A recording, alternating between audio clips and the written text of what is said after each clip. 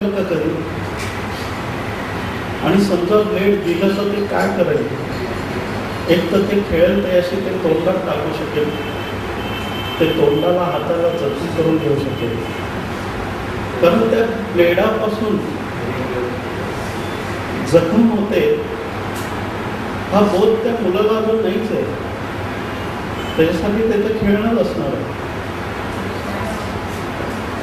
हे तुम्हाला माहिती आहे, पण ते त्या मुलाला अजून माहित नाही. मग या सूत्रांमध्ये अशा काही गोष्टी आहेत की ते साधकांसाठीच आवश्यक आहे आणि त्यासाठी त्या विशिष्ट भौतिक पातळीवर आंतरिक आणि बाह्य विकासाच्या प्रक्रियेमध्ये जात असताना त्या ठराविक टप्प्यांवर या सूत्राचं आकलन होऊ शकतं.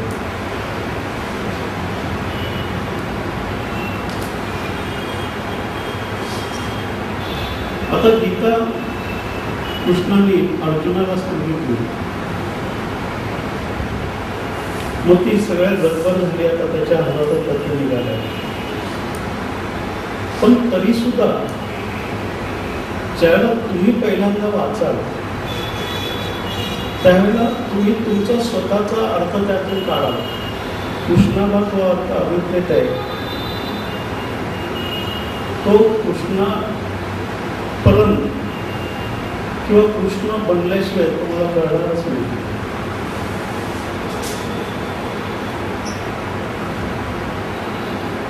मग यासाठी महाराजांनी कमीत कमी शब्दांचा उपयोग केला आहे, जेणेकरून केवळ त्या साधकांमध्ये ते जिरपावं ज्यांच्यासाठी ती वचनं बोलली गेली आहे. आणि महाराजांची एक खूबी अशी होती की ते सहज चर्चेमधून बोलता बोलता एखादं वाक्य एखादं सूत्र असं बोलून जायचे की जसं एखादा मासाला गळ टाकून मासा पकडण्यासाठी मच्छीमार प्रयत्न करतो, तसं ते वास्तविक ईश्वरीय अभिप्सेने भरलेले लोकांना शोधण्यासाठी ते असं एखादं वचन टाकायचे मध्येच की त्या वचनांच्या अनुषंगाने तो व्यक्ती परत त्यांना भेटलाच पाहिजे.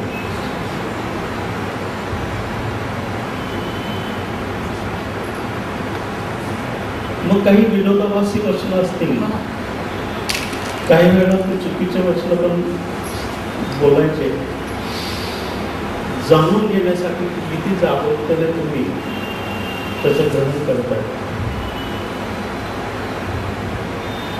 महाराजांनी अगदी होशपूर्वक आणि जाणीवपूर्वक हे वचन अगदी कमीत कमी शब्दांमध्ये मांडले,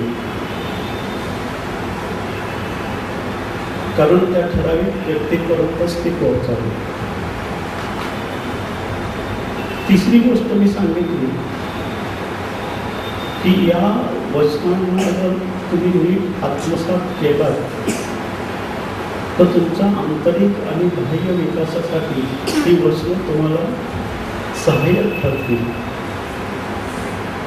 तर आता तुम्हाला असाही प्रश्न पडला असेल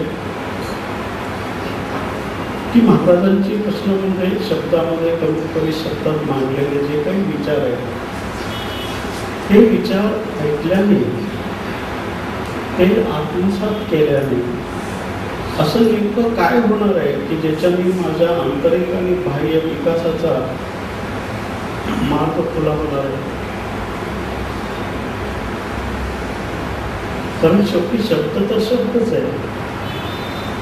शब्द म्हणजे काय? शब्द म्हणजे नुसता दिखाव. शब्दांना कधी कळतो का भाव? शब्द म्हणजे कागदाचीच नाही, म्हणूनच मी बोलत नाही. कारण मी जाणतो शब्दांची असमर्थता ते नेहमीच प्रकट करतात माझ्या भावनेपुढे स्वतःची दीनता.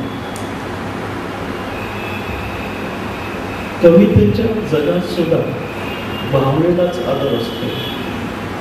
कवितेच्या जगात सुद्धा भावनेलाच आदर असतो. शब्दाच्या थेंबा थेंबात अर्थाचा सागर असतो. जमत नसलं तरी प्रयत्न करतो. जमत नसलं तरी प्रयत्न करतो. कवीची हीच खरी हिंमत असते. कवीच्या भावनेशिवाय कवितेलाही किंमत नसते. म्हणूनच मी बोलत नाही, कारण मी जाणतो शब्दांची असमर्थता ते नेहमीच प्रकट करतात माझ्या भावनेपुढे स्वतःची दीनता.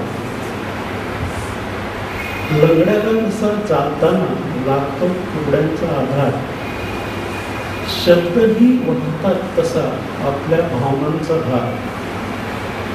पण कधी कधी शब्दांना भाव आपले पेलवत नाही. पण कधी कधी शब्दांना भाव आपले पेलवत नाही. विचारांच्या शक्तीने परत ते उठत नाही. म्हणूनच मी बोलत नाही, कारण मी जाणतो शब्दांची असमर्थता ते नेहमीच प्रकट करतात माझ्या भावनेपुढे स्वतःची दीनता. मग तुम्ही म्हणाल चिरो शब्दांचाच उपयोग करतो, शब्दांच्या शस्त्रांनी त्यांच्यावर घाव तू का करतो. पण खरंच सांगतो तुम्हाला, शब्द हे निष्काम आहे. त्यात दडलेला भाव हाच त्यामधला प्राण आहे. म्हणूनच मी बोलत नाही, कारण मी जाणतो शब्दांची असमर्थता ते नेहमीच प्रकट करतात माझ्या भावनेपुढे स्वतःची दीनता. भावनेमुळे शब्दांना मिळत असतो प्राण. भावनेमुळे शब्दांना मिळत असतो प्राण. भावना विराट असेल तर शब्दांवर पडतो प्राण. भावना विराट असेल तर शब्दांवर पडतो प्राण.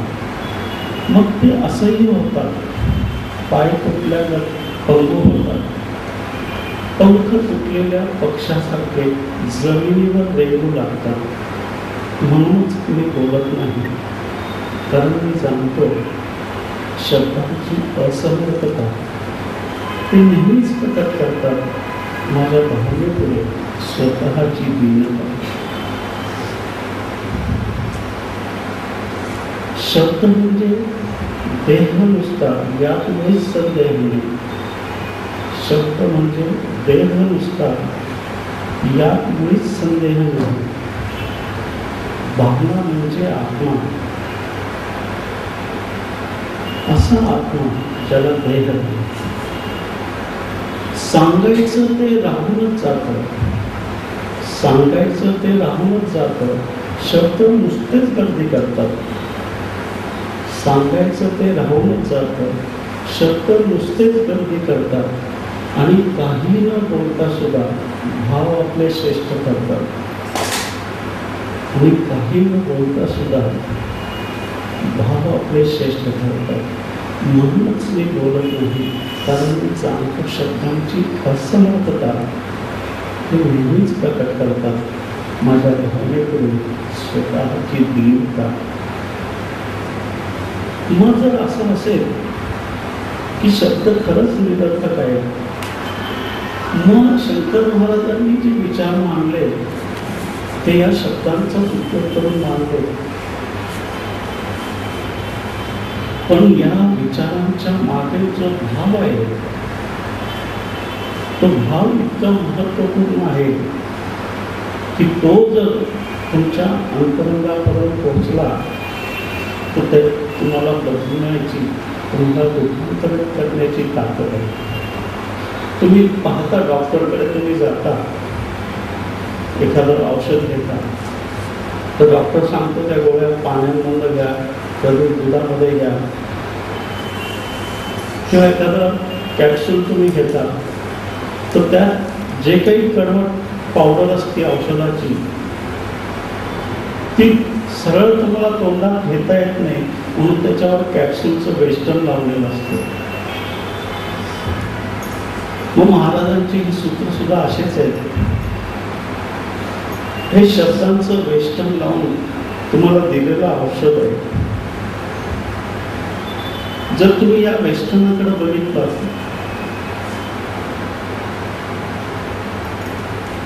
आणि त्याच्या निरर्थक म्हणून तुम्ही ते सोडून दिलं, तर त्याच्यामध्ये किमती भाव होता, त्यापासून पण तुम्ही वंचित राहू शकता. तुम्ही मुलांना औषध पाजता आजारी असताना, तर मुलांची भौतिक औषधं अशी असतात, ती किती जरी कडवट असली तर त्याला एक वर साखरेचा मुलामा दिला जातो.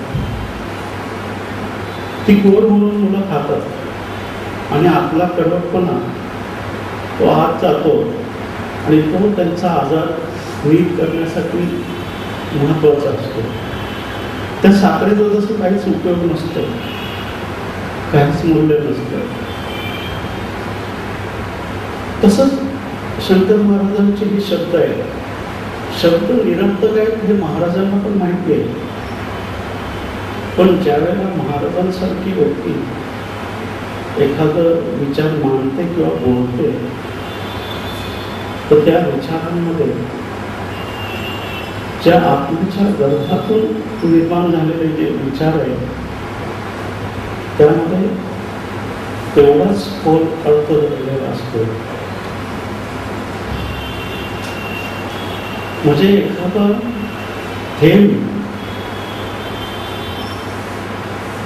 एखादा दवबिंदू, त्याच्यामध्ये अख्खा समुद्र समाविष्ट झाला आहे, अशी ही किमया आहे. तर्काच्या दृष्टिकोनातून तुम्ही बघाल तर तुम्ही म्हणाल की कसं शक्य आहे की एखाद्या थेंबामध्ये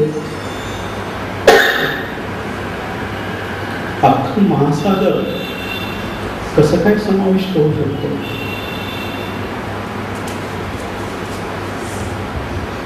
पण जसजसं तुम्ही एक एक पाऊल पुढं चालला यात्रेवर, तसतसं तुम्हाला यातील थोडी लक्षात यायला लागेल.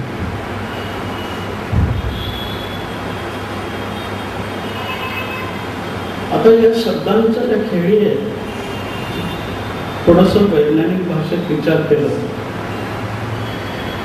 तर एखादा शब्द मी उच्चारला, समजा मी चिंच म्हटलं, लिंबू म्हटलं, तर तुमच्या तोंडात पाणी होऊ शकतं. आता हा शेवटी शब्दच झाला,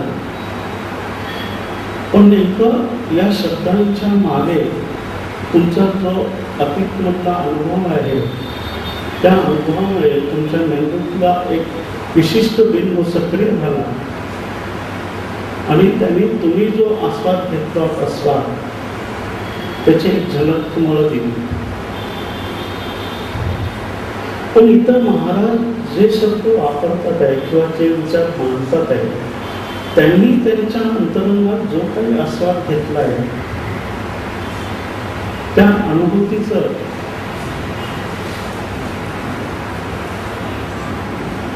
वाटण्यासाठी, जी काही अनुभूती आहे ती वाटण्यासाठी ते प्रयत्न करतात आहे विचारांच्या शब्दांच्या माध्यमातून.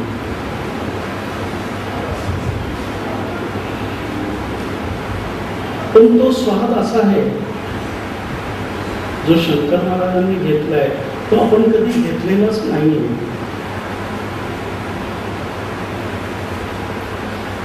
त्यामुळे एकदम सहजासहजी त्या विचारांमागे ती अनुभूती उतरणं एवढं सोपं गोष्ट नाही. पण तुम्ही प्रयत्न करत राहाल तर तुम्हाला नक्की लक्षात येईल की या वचनामध्ये ती क्षमता आहे तुम्हाला रूपांतरित करण्याची, बदलण्याची.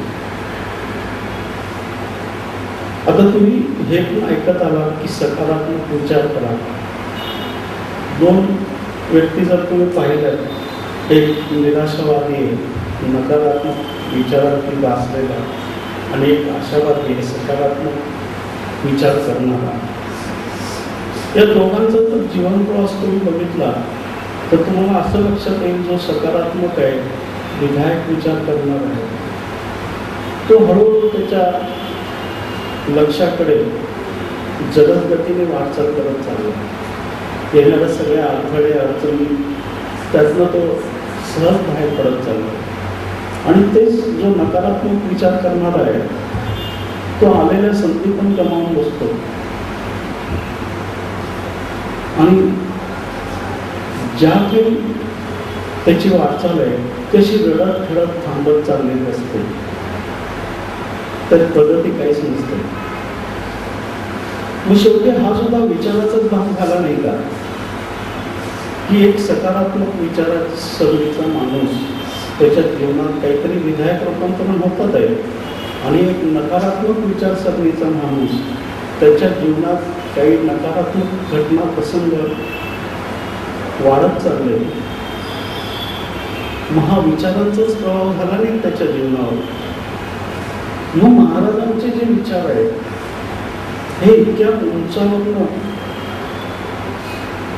दिले गेलेले विचार आहेत, चेतनाच्या ज्या शिखरावरून ते बोलत आहेत, तर हे आत्मसात करता करता तुम्हाला सुद्धा तितक्या उंचावर नेण्याची क्षमता हळूहळू या विचारांद्वारे तुमच्यामध्ये विकसित होत जाणार आहे. त्यामुळे वरवर जरी हे विचार वाटले तरी ह्यामध्ये तुमचं आंतरिक बाह्य रूपांतरण करण्याची क्षमता आहे, हे लक्षात घेतलं पाहिजे. चौथी गोष्ट मी सांगितली की ज्याला वास्तविक धर्म आपण म्हणतो, तो द्वार, त्या द्वारापर्यंत तुम्ही पोहोचाल. पण नेमकं ज्याला आपण धर्म समजतो तो धर्म मुळीच नाही. शंकर महाराज एकदा असंच आपल्या साधकांशी बोलताना हा विषय निघाला होता. तर महाराज म्हणाले की लोक त्या विशिष्ट वाटेवर का येतात. एखादी दुःखद घटना त्यांच्या जीवनात घडली, एखादा प्रिय व्यक्तीचा मृत्यू झाला, एखादी दुर्घटना घडली किंवा एखादं संकट त्यांच्या जीवनात कोसळलं, तर या प्रसंगातनं आणि अडचणीतनं जाताना त्याची विचारधारा बदलायला लागते आणि मग तो वेगवेगळ्या पद्धतीने विचार करायला लागतो. आणि या प्रक्रियेतनं जात असताना तो जे आधार घेऊन पाहतो त्यात तो पोथी पुराण वाचेल, तीर्थयात्रांना भेटी देईल, एखाद्या गंगा दोरे ताई त्याच्या मागे लागेल आणि अशा वेगवेगळ्या प्रकारात तो चाचपडत राहील. पण महाराजांचं म्हणणं आहे की ही जी वाटचाल तो करतोय ह्यात धर्माचा कुठला स्पर्श सुद्धा नाहीये. मग तो ते करतोय ते चुकीचं आहे का. देवळात जाणं, पूजा प्रार्थना करणं, जप करणं, पोथी वाचणं, तर महाराजांचं म्हणणं आहे की जे काही तो करतोय याचा वास्तविक धर्माशी जरी संबंध नसला तरी त्या मार्गावर जाता जाता हळूहळू ज्याला वास्तविक धर्म महाराज म्हणतात त्याचं आत्मपरीक्षण आकलन करून करून हळूहळू त्याच्यामध्ये एक समज विकसित व्हायला लागेल आणि ती समज त्याच्यामधली ती त्याला त्या योग्य दरवाजापर्यंत घेऊन पोहोचवेल. म्हणून चौथी गोष्ट मी सांगितली की या वचनांचा व्यवस्थित जर तुम्ही आत्मसात केली ती योजना, तर जे वास्तविक धर्म आहे ते समजण्याची क्षमता तुमच्यामध्ये निर्माण होईल. आणि पाचवी गोष्ट मी सांगितली की यात्रेचा प्रारंभ. म्हणजे आपण बऱ्याच गोष्टी ऐकतो धर्माच्या साधनेच्या, पण नेमका प्रारंभ त्या यात्रेसाठी आपला होतो तसं नाही. आपण ठरवतो भरपूर काही करायचंय, पण हे ठरवणं असं गळून पडत असतं कधी कधी. यात्रा सुरू करण्याची स्वप्न आपण बघतो, त्या प्रवासाच्या टप्प्याचं कल्पना आपण करतो, पण प्रत्यक्ष आपण एकीकडे पाऊल सुद्धा उचलत नाही. मग एखाद्या ठिकाणी तुम्हाला पोहोचायचं असेल आणि तुम्ही फक्त विचार करताय की मला पोहोचायचं मी जाणार आहे, तर त्या विचाराने तुम्ही तिथपर्यंत पोहोचू शकणार नाही. तुम्हाला त्यासाठी तुमची पावलं उचलावी